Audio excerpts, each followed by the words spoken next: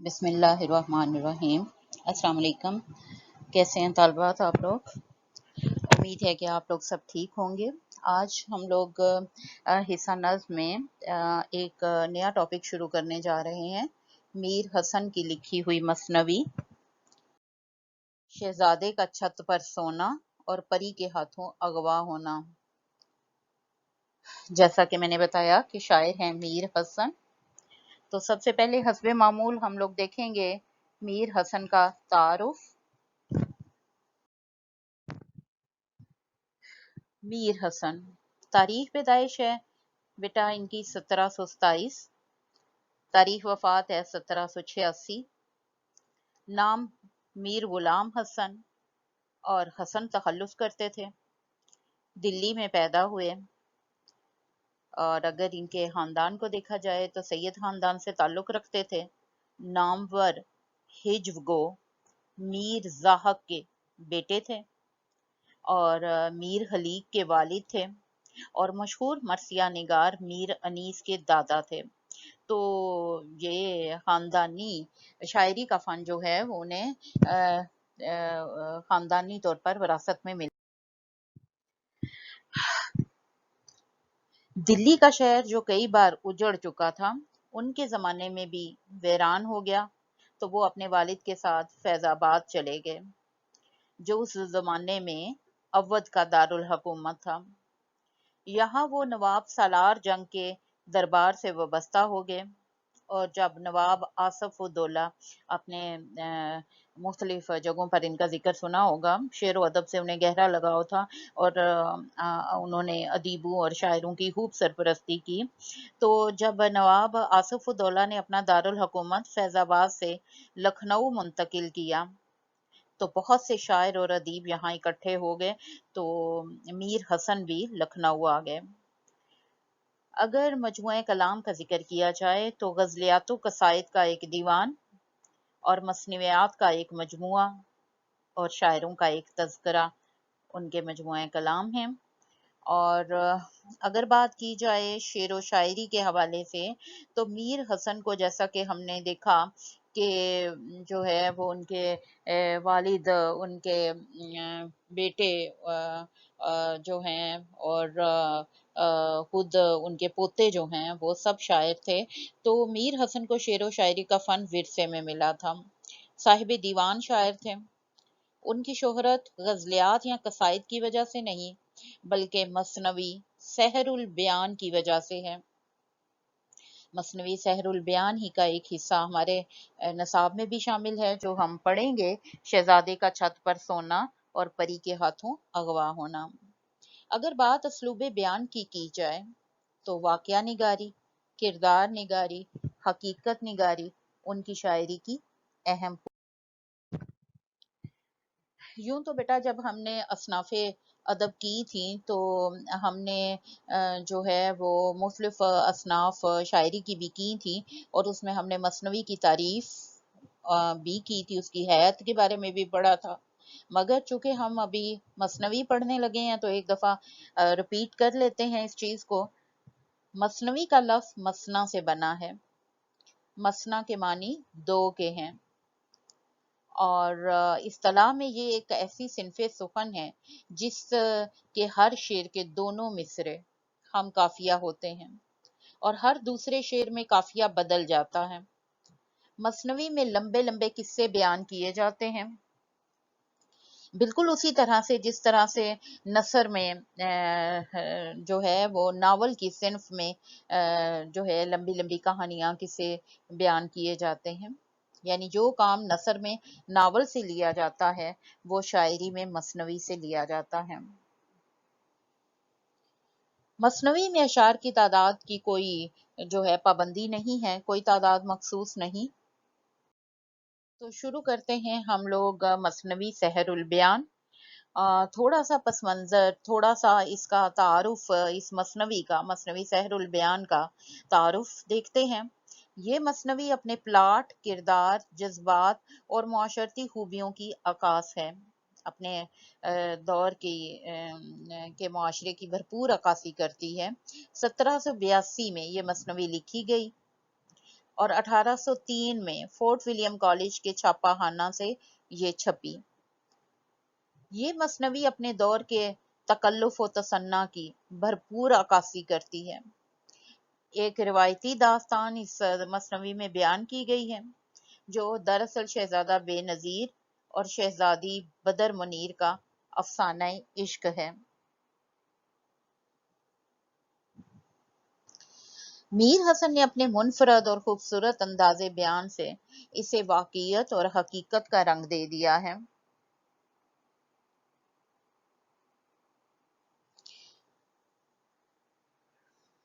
مثنوی سحر البیان اردو کی بہترین مثنوی ہے اور یہ وہ مثنوی ہے جو ہر دور میں مقبول رہی ہے۔ اس خوبصورت مثنوی میں میر حسن نے فنی مہارت اور فن آشنائی کا ثبوت دیا ہے۔ انہوں نے اس مثنوی میں اپنے زمانے کے رسم و رواج اور تمدن کی خوب تصویر کشی کی ہے۔ جی بیٹا، مثنوی سحر البیان تو یہ شامل نصاب مثنوی کا وہ حصہ ہے جو اس واقعے پر مبنی ہے کہ جب شہزادہ ایک پری کے ہاتھوں اغوا ہو جاتا ہے، اور یہ قصہ ایک بادشاہ کا قصہ ہے کہ ایک بادشاہ جس کو اللہ تعالیٰ نے دنیا کی ہر نعمت سے نوازا تھا مگر اولاد کی نعمت سے محروم تھا، تو عمر کے آخری حصے میں نجومیوں نے پیش گوئی کی کہ اللہ تعالیٰ اسے ایک بیٹے سے نوازیں گے۔ یہ وہ وقت تھا جب بادشاہ جو ہے وہ نا امید ہو کر تخت و تاج کو چھوڑ دینے کا ارادہ کر رہا تھا۔ نجومیوں نے یہ بھی بتا دیا بادشاہ کو کہ 12 سال تک شہزادے کی عمر کے ابتدائی 12 سال اس کے لیے خطرناک ہو سکتے ہیں، اس لیے اسے کھلے آسمان میں نہ جانے دیا جائے۔ اللہ تعالیٰ نے بادشاہ کو بیٹے سے نوازا اور 12 سال تک شہزادے کی بہت احتیاط کی گئی، نجومیوں کی ہر بات پر عمل کیا گیا۔ اتفاق سے 12ویں سال کی آخری رات چاند کی 14ویں رات تھی، اور اس رات کا حسن دیکھ کر شہزادے نے چھت پر سونے کی فرمائش کر دی۔ بادشاہ کے حساب کتاب کے مطابق شہزادے کی عمر کے 12 سال پورے ہو چکے تھے، لہٰذا بادشاہ کو شہزادے کی فرمائش پوری کرنے میں کوئی قباحت نظر نہ آئی، جبکہ یہ بادشاہ کی غلط فہمی تھی۔ یہ رات شہزادے کی عمر کے 12 سال کی آخری رات تھی۔ تقدیر میں شہزادے کے لیے مشکل لکھی تھی، اس لیے رات کے وقت ایک پری کا وہاں سے گزر ہوا۔ پری کا نام کیا تھا؟ پری کا نام تھا معروف پری۔ تو وہ جب اس نے شہزادے کے حسن و جمال کو دیکھا تو وہ اس پر عاشق ہو گئی اور پلنگ سمیت اسے اٹھا کر پرستان لے گئی۔ شہزادے کے پہرے دار سوتے ہی رہ گئے اور انہیں خبر تک نہ ہو سکی کہ کیا قیامت گزر گئی ہے۔ شروع کرتے ہیں مثنوی کا یہ حصہ، شہزادے کا چھت پر سونا اور پری کے ہاتھوں اغوا ہونا۔ تو شعر نمبر 1 ہے: گزارا وہ شب تھی شب 4 پڑا جلوہ لیتا تھا ہر طرف ماہ۔ تو مشکل الفاظ کے معنی بیٹا نیچے دیے ہوئے ہیں۔ اگر ہم اس شعر کے مفہوم کو دیکھیں تو اس شعر میں اس واقعے کی طرف اشارہ ہے جب چاندنی رات کا حسن دیکھ کر شہزادے بے نظیر نے چھت پر سونے کی فرمائش کی۔ شہزادے کا کہنا ہے کہ وہ رات بہت ہی حسین اور دل فریب تھی۔ اتفاق سے وہ چاند کی 14 تاریخ تھی اور 14ویں رات کا حسن اپنے جوبن پر تھا۔ آسمان کا نظارہ قابل دید تھا، پورے آسمان پر چاند کا نور پھیلا ہوا تھا۔ اور اس حسین منظر کو دیکھ کر کوئی بھی متاثر ہوئے بغیر نہ رہ سکتا تھا۔ جی بیٹا، شعر نمبر 2 ہے، نظارے سے تھا اس کے دل کو سرور، عجب عالم نور کا تھا ظہور۔ تو مشکل الفاظ کے معنی دیے ہوئے ہیں۔ یہاں شاعر کا کہنا ہے کہ شہزادہ بے نظیر جو ہے، جس نے اپنی عمر کے 12 سال محل کے اندر گزارے تھے، وہ 14ویں رات کا ایسا دل فریب نظارہ دیکھ کر اس کی تاب نہ لا سکا، اور اس کے دل میں ایک عجب سی وہ خوشی محسوس کر رہا تھا، اور ہر طرف پھیلی ہوئی چاندنی کو دیکھ کر اس کے دل میں ایک نیا ولولہ اور ایک نیا جوش پیدا ہو رہا تھا۔ شعر نمبر 3 ہے، عجب لطف تھا سیر ماہتاب کا، کہے تو کہ دریا تھا ماہتاب کا۔ تو اس شعر میں شاعر نے تشبیہ کا استعمال کیا ہے، چاند کے نور کو دریا سے تشبیہ دی ہے۔ جس طرح دریا کا پانی روانی سے بہتا ہے، اسی طرح 14ویں رات کے جو چاند کی چاندنی تھی، وہ بھی اسی طرح ہر طرف بہتی ہوئی نظر پوری کائنات کو، پوری دنیا کو اپنی لپیٹ میں لیے ہوئے تھی، اور اسی طرح روانی سے بہتی ہوئی دکھائی دے رہی تھی۔ اس خوبصورت اور دل فریب نظارے نے شہزادے کے دل میں بھی ایک عجب طرح کا سرور پیدا کر دیا تھا۔ یہ وہ منظر تھا کہ جس میں ہر کسی کے دل میں سیر کی خواہش پیدا ہوتی ہے۔ اگر اس شعر کے فنی محاسن کا جائزہ لیا جائے تو اس میں تشبیہ کا استعمال کیا گیا ہے۔ جی بیٹا، شعر نمبر 4 ہے، ہوا شہزادے کا دل بے قرار، یہ دیکھی جو وہاں چاندنی کی بہار۔ تو آسان سا شعر ہے کہ ہر طرف پھیلی ہوئی چاندنی کو دیکھ کر شہزادے کا دل بھی بے قرار ہو گیا، اور اس نے جو چاندنی کی یہ بہار دیکھی، یہ خوبصورتی دیکھی، اور 14ویں رات کے چاند کے حسن کو اپنے عروج پر دیکھا، تو اس کا دل بھی بے قرار ہو گیا۔ شعر نمبر 5 ہے بیٹا، کچھ آئی جو اس ماہ کے جی میں ترنگ، کہا آج کوٹھے پہ بچھے پلنگ۔ کہ اس خوبصورت منظر کو دیکھ کر، 14ویں رات کی چاندنی کے منظر کو دیکھ کر، ہر طرف پھیلے ہوئے نور کو دیکھ کر شہزادے کے دل میں بھی یہ خواہش پیدا ہوئی کہ آج تو جو ہے وہ بستر چھت پر بچھنا چاہیے، آج تو پلنگ جو ہے اسے چھت پر بچھانا چاہیے، تاکہ جو ہے وہ چاند کی چاندنی سے خوب لطف اندوز ہوا جا سکے۔ اس شعر میں بیٹا استعارے کا استعمال کیا گیا ہے، اس ماہ چاند کا استعارہ استعمال کیا گیا ہے، کس کے لیے؟ شہزادے کے لیے۔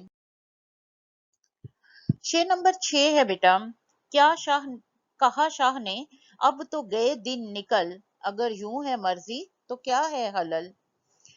تو بادشاہ تک جب یہ فرمائش، شہزادے کی فرمائش پہنچائی گئی، تو بادشاہ نے کہا کہ اب مشکل وقت تو کٹ گیا ہے، وہ جو پابندی کے دن تھے کہ شہزادے کو کھلے آسمان کے نیچے نہ آنے دیا جائے، وہ تو اب ختم ہو گئے، 12 سال مکمل ہو گئے۔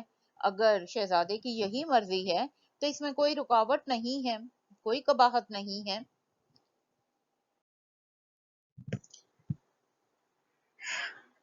قضا وہ دن تھا اسی سال کا، غلط وہم ماضی میں تھا حال کا۔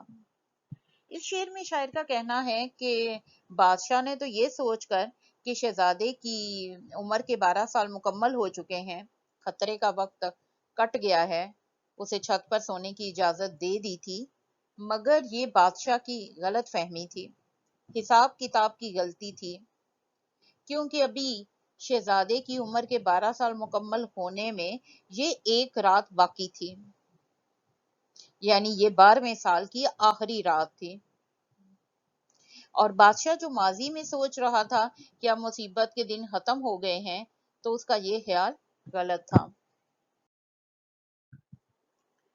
سخن مولوی کا یہ سچ ہے قدیم، کہ آگے قضا کے ہو احمق حکیم، تو یہاں جو ہے اس شعر میں سنت تلمی کا استعمال کیا گیا ہے۔ یہاں مولوی سے مراد مولانا روم ہیں، جو فارسی کے بہت بڑے شاعر گزرے ہیں۔ تو مولانا جلال الدین رومی کا قول یہاں نقل کیا گیا ہے کہ جو ان کے ایک فارسی مصرے کا ترجمہ ہے، کہ اس کا مطلب یہ ہے کہ تقدیر کے سامنے دانا حکیم بھی بے وقوف بن جاتا ہے اور اس کی بھی تمام تدبیریں الٹ ہو جاتی ہیں۔ حقیقت یہ ہے کہ انسان کی قسمت میں، اس کی تقدیر میں جو مصیبت لکھی ہوتی ہے وہ اس سے بچ نہیں سکتا۔ اگر انسان کی موت کا وقت آ جائے تو ماہر سے ماہر حکیم بھی، ماہر سے ماہر طبیب بھی احمق بن جاتا ہے اور اس کی کوئی دوا بھی کارگر ثابت نہیں ہوتی۔ چونکہ شہزادہ بے نظیر کی قسمت میں بھی مصیبت لکھی تھی، اور اس مصرے میں اسی طرف اشارہ ہے کہ 12 سال احتیاط کرنے کے باوجود بھی شہزادہ جو ہے وہ اس مصیبت سے بچ نہ سکا، اور اپنی 12ویں سال کی آخری رات میں وہ اس مصیبت میں جو اس کی قسمت میں لکھی تھی اس میں گرفتار ہو گیا۔ اگر اس شعر کے فنی محاسن کا ذکر کیا جائے تو یہاں تلمی کا استعمال کیا گیا ہے، کیونکہ مولانا روم کا جو ہے وہ مصرے کی یہاں شامل کیا گیا ہے۔ جی بیٹا، شعر نمبر 9 ہے، وہ سونے کا جو تھا جڑاؤ پلنگ، کہ سیمی تنو کو ہو جس پر امنگ۔ بات شروع ہو گئی، جو میں نے آپ کو شروع میں کہا تھا کہ جب ہم مثنوی پڑھیں گے تو اس میں پلنگ کی بہت تعریف آئے گی۔ جو پلنگ ظاہر شہزادے کا پلنگ تھا اور محل کی چھت پر بچھایا جا رہا تھا، تو وہ پلنگ بہت قیمتی اور خوبصورت پلنگ تھا، اور بھاری جڑاؤ والا پلنگ تھا، یعنی کہ اس کے جو پائے تھے اس میں ہیرے موتی اور جواہرات جو ہیں وہ جڑے ہوئے تھے۔ اس پلنگ کی خوبصورتی کی تعریف کرتے ہوئے شاعر کا کہنا ہے کہ یہ اتنا خوبصورت پلنگ تھا کہ حسین سے حسین انسان بھی اس پر سونے کی خواہش کرے۔ اگر فنی محاسن کا جائزہ لیا جائے تو یہاں تشبیہ کا استعمال کیا گیا ہے۔ اب جی، پلنگ تو بچھ گیا، اب دیکھتے ہیں اس شعر میں شاعر کیا کہتے ہیں۔ کھنچی چادر ایک اس پہ شبنم کی صاف، کہ ہو چاندنی جس صفا کی غلاف۔ تو اب اس پلنگ پر چادر بچھائی گئی، تو سفید چادر بچھائی گئی۔ اب اس چادر کی تعریف کی جا رہی ہے کہ وہ چادر بڑی ہی قیمتی اور بڑی ہی خوبصورت تھی۔ وہ اس قدر صاف اور اجلی تھی جیسے شبنم کے قطرے صاف اور پاکیزہ ہوتے ہیں، اور اس کی سفید اجلی رنگت ایسی تھی کہ جیسے چاندنی اجلی اور روشن ہوتی ہے۔ جی، پلنگ بچھ گیا، چادر بچھ گئی، تو اب اس پر کیا رکھا جائے گا؟ اس پر تکیے رکھے جائیں گے۔ تو تکیوں کی تعریف ہے، دھرے اس پہ تکیے کئی نرم نرم، کہ مخمل کو ہو جس کے دیکھے سے شرم۔ اس شعر میں بتایا جا رہا ہے کہ چھت پر ڈالے گئے پلنگ پر شہزادہ بے نظیر کے آرام کے لیے کئی نرم و گداز تکیے بھی رکھے گئے، تاکہ وہ پرسکون نیند سو سکے اور اس کے آرام میں کسی طرح کا خلل نہ ہو۔ شاعر کا کہنا ہے کہ وہ تکیے اپنی نرمی اور گدازی میں مخمل بیٹا آپ جانتے ہیں کہ نرم کپڑا ہوتا ہے، اب تو آپ اپنی شرٹس بنواتے ہیں، سوٹ بنواتے ہیں مخمل کے، تو مخمل سے بھی زیادہ نرم وہ تکیے تھے۔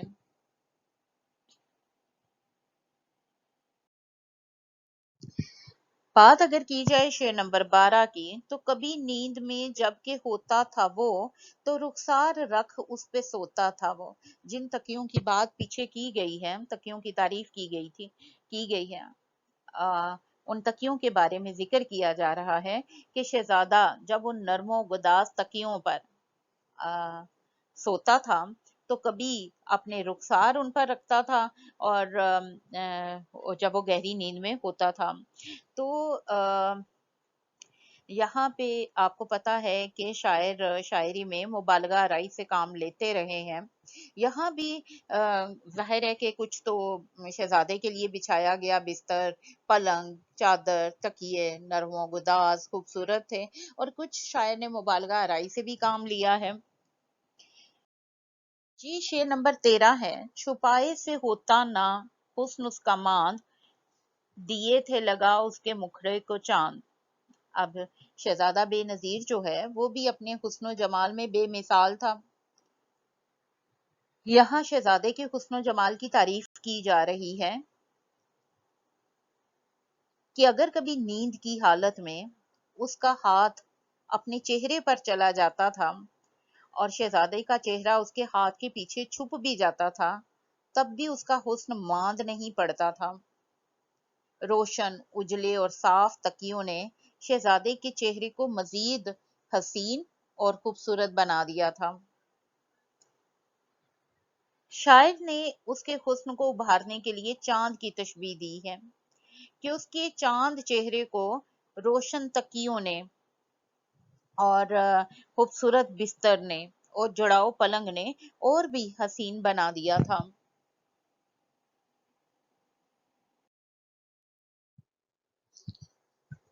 وہ سویا جو اس آن سے بے نظیر، رہا پاسباں اس کا بدر منیر. تو اس شعر میں شاعر کا کہنا ہے کہ شہزادہ جب اپنی شان و شوکت کے ساتھ، اپنی آن بان کے ساتھ چھت پر سویا، اور اس کا پلنگ بھی جو کہ نگینوں اور سونے سے مزین تھا، چادر اور تکیے بھی بہت قیمتی اور خوبصورت تھے، جس نے شہزادے کے حسن کو چار چاند لگا دیے تھے. تو اس کے حسن کو دیکھ کر چودویں کا چاند، جسے بدر کہا جاتا ہے، منیر کے معنی روشن، تو وہ چودویں کا چاند بھی اس پر فدا ہو گیا اور اس کی پاسبانی کرنے لگا، اس کی حفاظت کرنے لگا. جی بیٹے شعر نمبر 15 ہے: ہوا اس کے سونے پہ عاشق جو ماہ، لگا دی ادھر اس نے اپنی نگاہ. تو میر حسن اس شعر میں کہتے ہیں کہ چودویں کا چاند بھی شہزادہ بے نظیر کے حسن پر عاشق ہو گیا اور مسلسل اسے ہی تکنے لگا، اسے ہی دیکھنے لگا. ایسے لگتا تھا، ایسا محسوس ہوتا تھا کہ چاند کی نگاہیں شہزادے کے چہرے پر ٹک کر رہ گئی ہیں اور وہ بھی اس کے حسن کے جادو کا شکار ہو چکا ہے.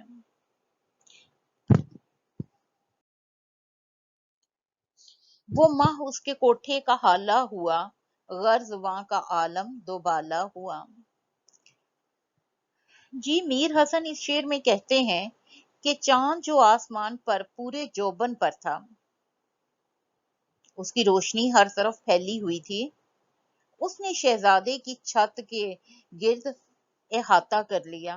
حالہ کہتے ہیں نا کہ جس طرح چاند کے گرد روشنی، ہلکی ہلکی روشنی پھیلی ہوتی ہے، تو اسی طرح اس نے شہزادے کے چھت کو اپنے احاطے میں لے لیا.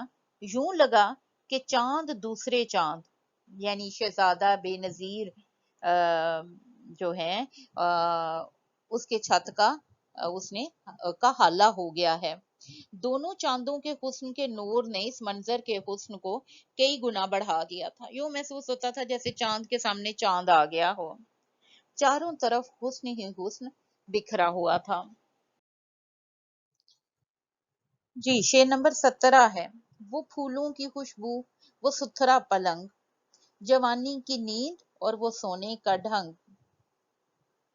اس منظر کی خوبصورتی کو بیان کرتے ہوئے، اس منظر کی منظر کشی کرتے ہوئے شاعر کا کہنا ہے کہ ہر طرف پھولوں کی خوشبو پھیلی ہوئی تھی اور چاند کی چاندنی میں، ہر طرف پھیلی ہوئی خوشبو میں صاف ستھرا خوبصورت پلنگ چھت پر بچھا ہوا تھا اور اس پر شہزادہ بے نظیر بے فکری کی گہری نیند سو رہا تھا. ایک تو جوانی کی نیند جو گہری نیند ہوتی ہے، اور اس پر سونے کا خوبصورت انداز اس منظر کے حسن میں اضافہ کر رہا تھا. جہاں تک کہ چوکی کے تھے باری دار، ہوا جو چلی سو گئے ایک بار. اس کہانی کو، اس داستان کو آگے بڑھاتے ہوئے شاعر کہتے ہیں کہ شہزادہ بے نظیر نے جب چھت پر سونے کی فرمائش کی تو کچھ پہرے دار، چوکی دار جو ہیں، وہ اس کے ساتھ کچھ محافظ جو ہیں، انہیں مقرر کر دیا گیا کہ وہ چھت پر شہزادے کی حفاظت کریں گے۔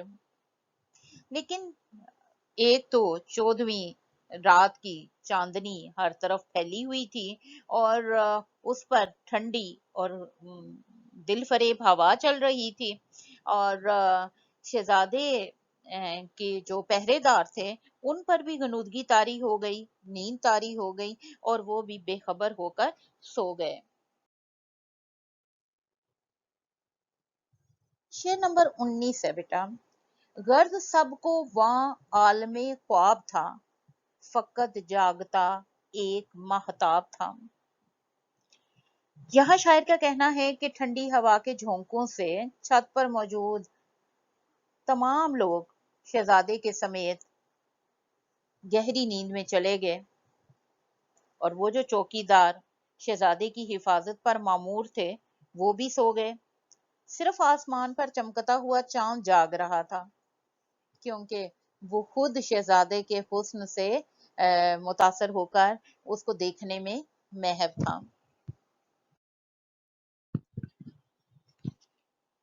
کزارا ہوا ایک پری کا گزر۔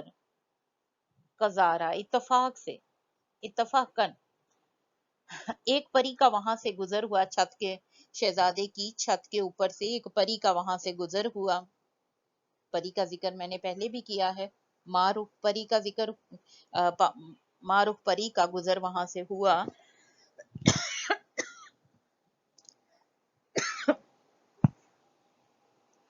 اس پری کی نظر جب شہزادے کی کے حسن و جمال پر پڑی تو اسے دیکھتے ہی وہ اس کے حسن کی دیوانی ہو گئی، اس کے حسن پر عاشق ہو گئی۔ ہوئی حسن پہ اس کے جی سے نثار، وہ تخت اپنا لائی ہوا سے اتار۔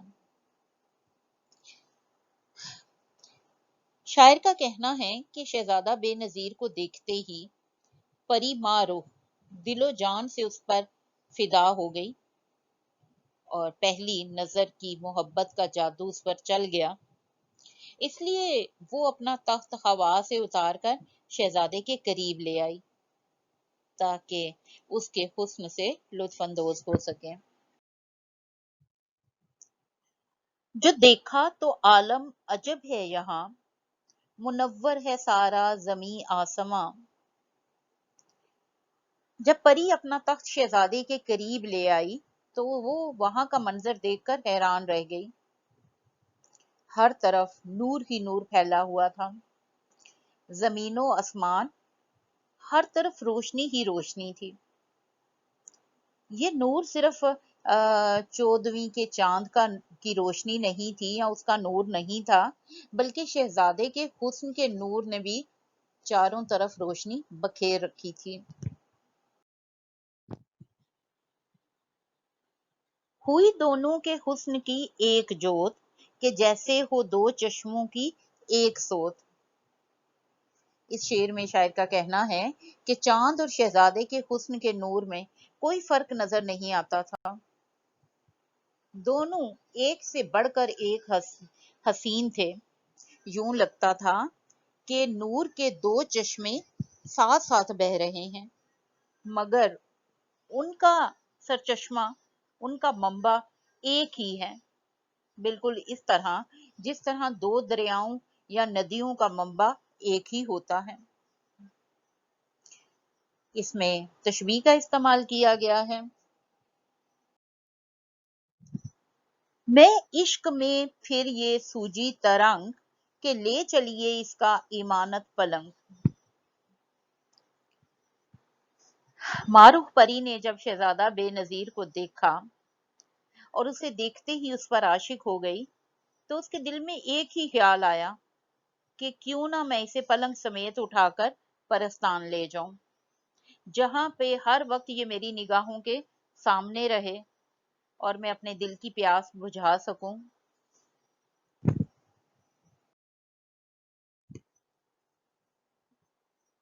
محبت کی آئی جو دل میں ہوا، وہاں سے اسے لے اڑی دل ربا۔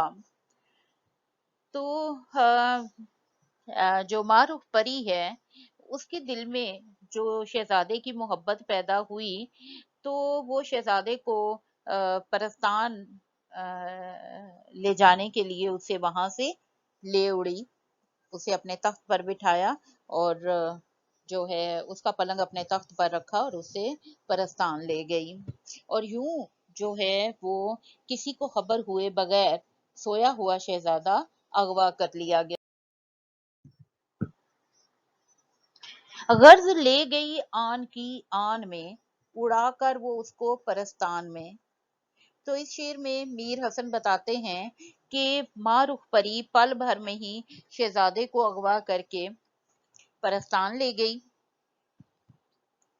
اور ظاہر ہے کہ وہ پری انہونی طاقتوں کی مالک تھی، اور زمین سے پرستان تک کا فاصلہ لمحے بھر میں طے کرنا اس کے لیے کچھ بھی مشکل نہیں تھا۔ کبھی دل رہے خوش کبھی درد مند، زمانے کی جب سے ہے پست و بلند۔ اس شعر میں شاعر نے زندگی کا فلسفہ بیان کیا ہے۔ انسان کی زندگی میں اتار اور چڑھاؤ آتے رہتے ہیں، خوشی اور غم کا گہرا ساتھ ہے، نہ خوشیاں ہمیشہ رہتی ہیں اور نہ ہی غم۔ کبھی دل خوشی سے لبریز ہوتا ہے تو کبھی غموں کی وجہ سے خون کے آنسو روتا ہے، کیونکہ زندگی نہ تو پھولوں کا بستر ہے اور نہ ہی کانٹوں کا بچھونا ہے، بلکہ یہ دونوں چیزیں ساتھ ساتھ چلتی رہتی ہیں، بالکل اسی طرح جس طرح رات کے بعد دن ہے اور دن کے بعد رات ہے، اسی طرح خوشی کے ساتھ غم ہے اور غم کے ساتھ خوشیاں جڑی ہوئی ہیں۔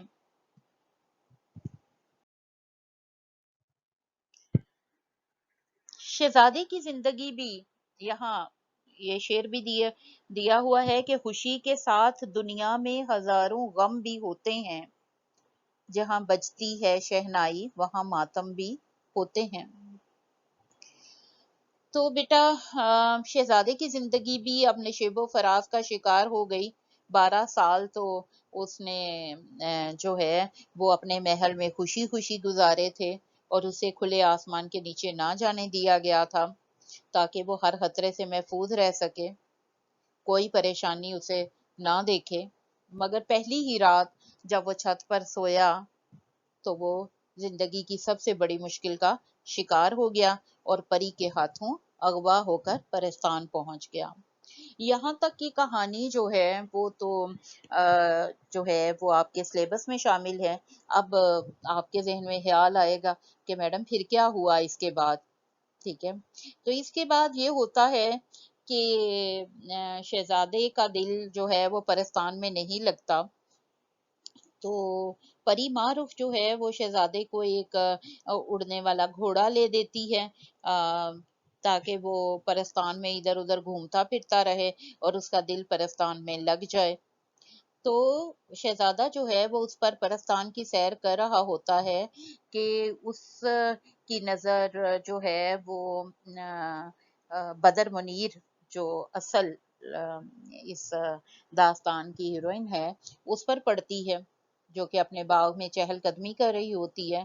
تو وہ جو ہے وہ شہزادی بدر منیر کو دیکھتے ہی اس پر عاشق ہو جاتا ہے، وہ اسے پسند آ جاتی ہے۔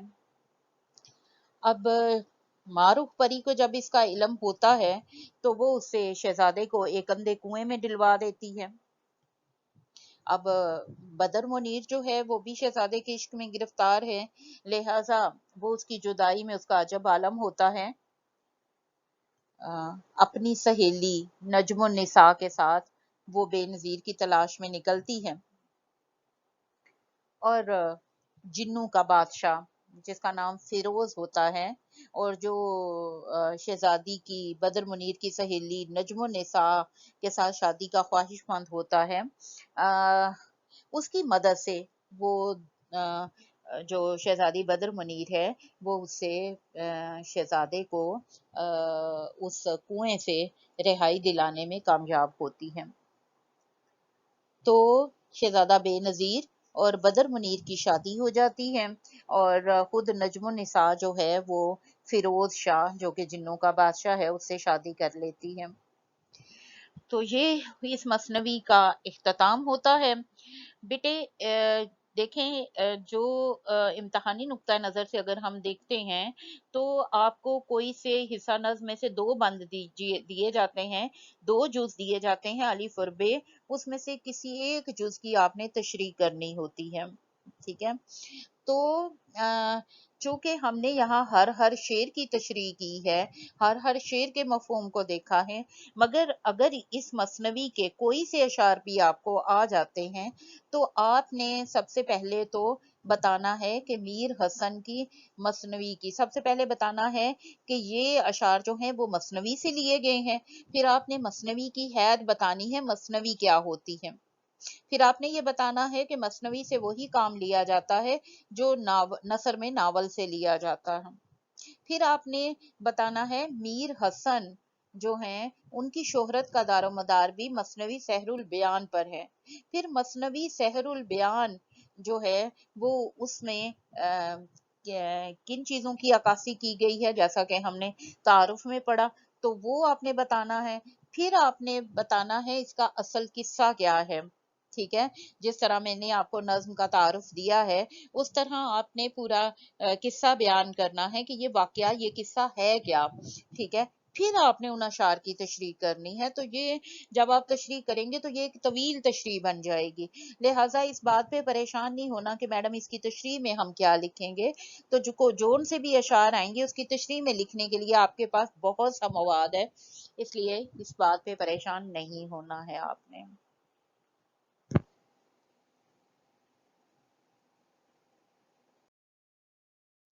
جی بیٹا، یہ کچھ سوال ہیں، 4 سوال ہیں جن کے جواب لکھ کر آپ نے بھیجنے ہوں گے، تو انشاءاللہ تعالی ملیں گے نیکسٹ لیکچر کے ساتھ۔ اللہ تعالیٰ آپ کا نگہبان ہو۔ اللہ حافظ۔